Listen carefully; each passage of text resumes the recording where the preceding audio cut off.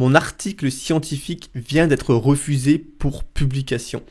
Ce n'est pas simplement un titre de vidéo, c'est ce qui vient de m'arriver il y a quelques jours. Il y a quelques jours, je soumettais mon article scientifique qui provient de mon dernier projet de thèse et 3 jours plus tard, je reçois une réponse de l'éditeur. Nous n'allons pas considérer votre article. Il n'a même pas passé le stade des éditeurs. Il n'a même pas été envoyé aux reviewers.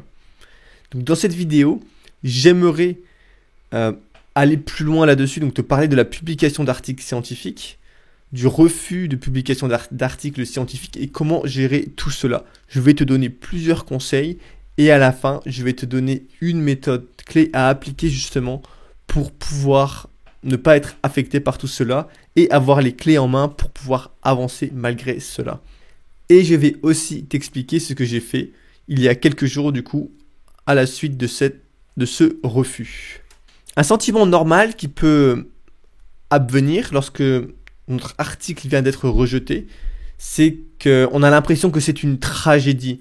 On se dit qu'on est une mauvaise personne, un imposteur, que nous n'avons pas notre place ici, que nous ne sommes pas faits pour faire de la recherche, que notre propre recherche, donc nous-mêmes, parce que notre recherche et nous-mêmes n'avons aucune valeur.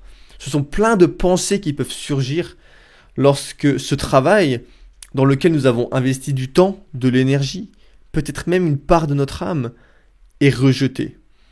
Il est naturel de se sentir abattu après avoir donné le meilleur de soi et d'être confronté à un refus. C'est comme si l'éditeur ne nous regarde même pas, ne nous considère pas et nous dit « t'as pas le niveau ». Et on peut se sentir mal par rapport à ça. Et c'est pas étonnant. Ça peut être une réaction normale justement d'avoir tout ça qui arrive. Et pendant ma thèse, j'ai mis en place une manière de surmonter cela. C'est pendant mon master, en fait, j'ai appris à me détacher de cette perception. Je travaillais avec un doctorant sur un projet et il m'avait entrevu l'espoir d'une publication en premier auteur. Donc tu vois, si on te dit publication en premier auteur en master, t'es tout excité, tu te dis « Waouh, c'est génial !» Je vais faire de la recherche qui compte. Et lorsque j'ai analysé les données, j'avais l'impression que le modèle que nous utilisions ne fonctionnait pas. Donc je me souviens encore, je l'avais regardé par la fenêtre et on était de mon bureau et on était comme ça, sentant les résultats négatifs. Et j'ai été très affecté par ça parce que je m'étais beaucoup investi. Je voulais justement avancer et je me disais « Ouah, c'est génial, je vais avoir une publication, des résultats, etc. » Je ne savais pas trop comment tout cela fonctionnait. Et il m'a dit quelque chose qui m'a marqué. Il m'a dit « Results are results ». Les résultats sont ce qu'ils sont. Il avait raison. Tu ne peux pas contrôler les résultats. Tout ce que tu peux faire, c'est investir pleinement dans la conception du projet, dans l'exécution du projet, dans l'analyse de ce projet. Mais tu ne peux pas contrôler les résultats. Tu peux contrôler la manière dont tu les interprètes, dont tu les expliques, dont tu essayes de les comprendre, quand tu essaies d'aller plus loin avec ces résultats. Donc tu peux toujours prendre ces résultats, même si tu as l'impression qu'ils sont négatifs, tu peux en faire une force. Et ensuite, ton rôle est de présenter ces résultats de la meilleure manière pour pouvoir tenter de les comprendre et pour pouvoir essayer de les expliquer. Mais être affecté par ce résultat, ou pire par le rejet, par le refus d'un article scientifique ne sert à rien. C'est ce que j'ai essayé de me rendre compte, c'est ce dont je me suis rendu compte à ce moment-là. En fait, ça fait partie du processus de recherche scientifique. Et si tu arrives à comprendre cela, que le refus d'articles scientifiques, de publication dans des revues fait partie du processus, eh bien tout ira pour le mieux. Donc maintenant, allons un petit cran plus loin. Donc, mais avant cela, oui, au final, on a réussi à publier cet article 2 ans plus tard, lorsque j'étais déjà en doctorat. On a réanalysé, on a compris quelque chose et on a quand même pu... C'est pas un article qui va changer le monde de la dépression, mais c'est un article intéressant avec un projet qui finalement a abouti. Donc, et moi, je suis heureux d'avoir eu cette publication pendant mon master. Le rejet de manuscrits scientifiques n'est pas quelque chose de négatif. On pourrait presque dire que c'est normal et que ça fait partie du processus. Lors du processus de recherche, tu dois viser haut.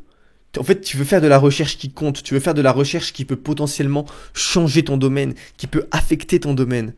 Et Ça veut dire que lorsque tu fais cela, tu veux publier dans des revues scientifiques qui comptent, qui publient des choses intéressantes, des choses qui changent le domaine. Donc tu dois apprendre à viser haut, vise des revues scientifiques de qualité. Bien sûr, sois réaliste quant à la valeur de ton travail. Donc c'est réussir à peser le pour et le contre, la valeur réaliste de ton travail et ton ambition justement de publier de la recherche qui compte et de faire de la bonne recherche. Si ton article est rejeté, refusé, eh bien la stratégie le plus simple est de le soumettre à une autre revue jusqu'à ce qu'il soit accepté. C'est partie du processus.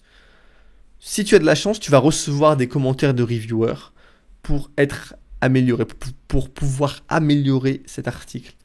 Après plusieurs rejets, par exemple, dans un de mes articles, j'ai revu entièrement la discussion de l'un de mes articles et juste après, il a été accepté.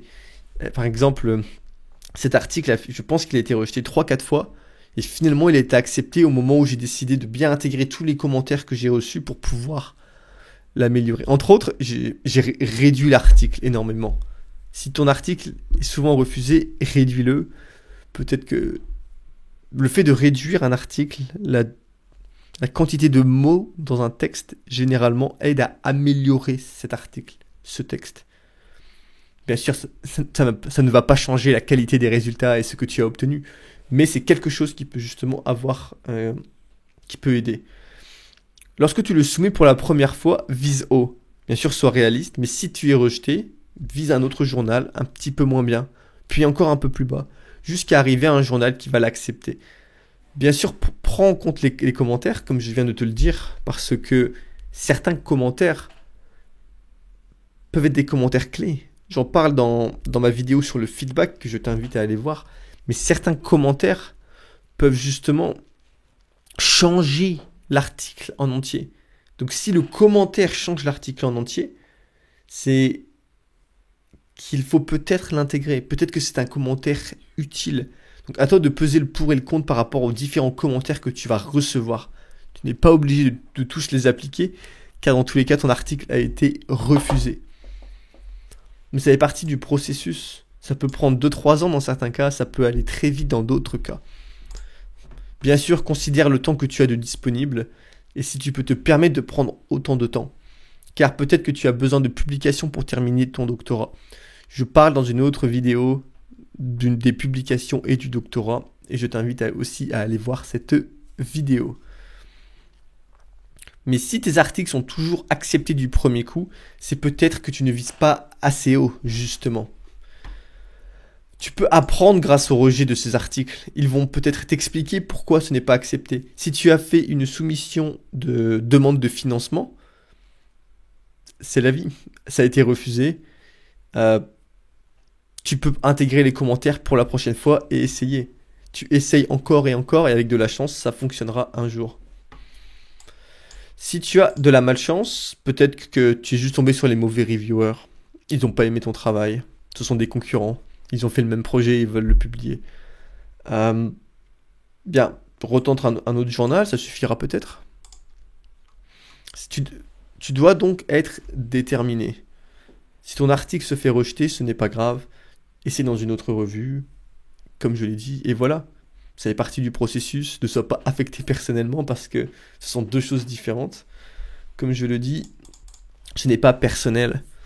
Publier est difficile. Un article, quand tu fais de la recherche, tu veux vraiment faire de la bonne recherche, apporter quelque chose de nouveau au domaine. En même temps, il doit être bien écrit, présenter une question de recherche claire, ainsi qu'une problématique intéressante.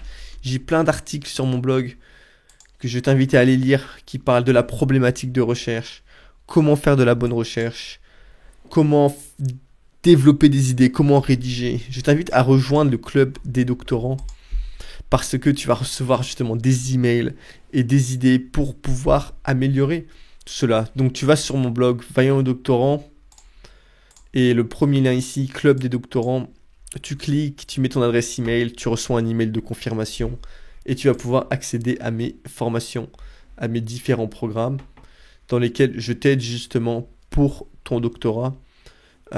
Tu peux voir comment apprendre à rédiger un article scientifique, comment devenir maître de ton temps, comment améliorer ta productivité et aussi 5 rôles à incarner pour progresser dans ton doctorat. Un autre point clé, c'est que ce n'est pas personnel. C'est vraiment un point très important. Même si tu aimes ton travail, même si tu as mis ton cœur, même si tu pensais avoir fait un beau projet, eh bien peut-être que tes résultats ne sont pas à la hauteur, peut-être que c'est comme ça. Ça arrive. Ça arrive de faire des projets qui sont moyens, ça arrive d'avoir une idée au début originale et au final tu te rends compte qu'en fait elle apporte rien dans ton domaine. Ou peut-être que tu as un beau projet mais que les gens ne s'en rendent pas encore compte. Mais dans tous les cas, c'est pas personnel. Les gens, généralement, ils vont voir ton projet et ce ne sera pas un refus parce que ils voient ta tête, ils se disent j'aime pas cette personne, je vais refuser. Non, c'est autre chose. Peut-être que le projet ne correspond pas au journal, à la revue scientifique. Peut-être que le scope est différent entre ce que tu as fait et ce que le journal fait. Ne le prends pas personnellement. Tu es au niveau. Si tu as été sélectionné pour faire un doctorat, tu as sûrement les compétences nécessaires pour y arriver. Donc ne le prends pas personnellement. Tu pourrais être affecté par peur que ces rejets affectent ta carrière. En fait, rends-toi compte qu'il y a toujours plus d'opportunités. Il y a énormément d'opportunités. Un refus ouvre d'autres portes. Il en ferme certaines, il ouvre d'autres portes. Pendant ma licence, je voulais faire un Erasmus aux Pays-Bas. Ils m'ont refusé 2 fois. Et ça m'a ouvert une autre porte pour faire un Erasmus à Munich. J'ai vraiment adoré ce projet, ce stage. Et en fait, c'est ça. Chaque refus, sur le coup, tu as l'impression que c'est la fin du monde, quelque chose de triste et de dur. Mais en fait, non. En fait, c'est juste quelque chose d'autre. D'autres portes s'ouvrent. Et c'est la seule manière, en fait, de voir la chose parce que sinon, en fait, tu vas toujours souffrir. C'est pas la bonne stratégie de voir les choses autrement. Tu risques d'avoir, comme je le disais précédemment, le syndrome de l'imposteur, commencer à douter de ta valeur, mais apprends à gérer ton émotion. Même si tu pensais que c'était un bon projet, c'est pas grave. Tu as travaillé, c'était tes idées, bah tant pis. Tu réessayes et tu arriveras à le publier au bout d'un moment. Si tu as du mal, parle-en avec tes collègues, avec tes superviseurs, avec tes proches. Mais ne prends pas ces rejets personnellement. J'avais fait une vidéo dans laquelle j'avais interviewé plusieurs experts, plusieurs chercheurs qui parlent de cela. Donc je t'invite à aller la voir. Bien sûr, publier est difficile. Un article doit être excellent. Il y a aussi des projets qui sont non publiables. Pendant le doctorat, je connais beaucoup de chercheurs, de doctorants, qui ont fait des projets qui ne peuvent pas être publiés pour X ou Y raison. Et c'est comme ça, peut-être que c'est pas grave. C'est tout. Pendant le doctorat, nous sommes des apprentis. Nous sommes ici pour apprendre à faire de la recherche. Parfois, les projets de recherche échouent. Et ça fait partie du processus. On perd du temps, mais on ne peut pas y faire grand-chose.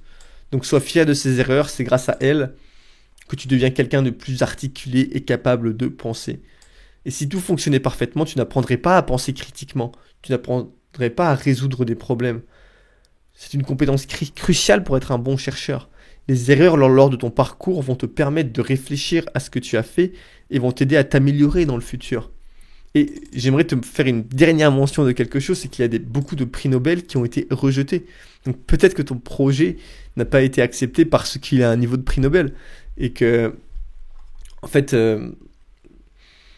peut-être que tu as juste un projet qui est trop bon actuellement. Je vais te lire quelques phrases que certains chercheurs disaient que le manque de progrès dans la recherche, dans la science, ce n'est pas le manque d'informations factuelles, c'est que les chercheurs ont un état d'esprit fermé.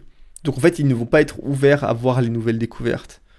Parce qu'ils sont coincés dans leur paradigme.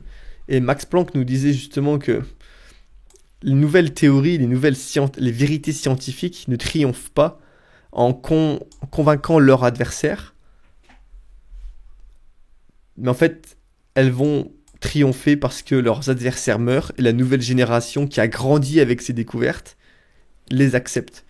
Les gens ne changent pas leur mode de pensée, les gens restent coincés dans leurs idées, dans leurs pensées. Donc peut-être que tu as une idée beaucoup trop nouvelle pour aujourd'hui. On a plein d'exemples dans le passé avec ça, avec Aristote par exemple.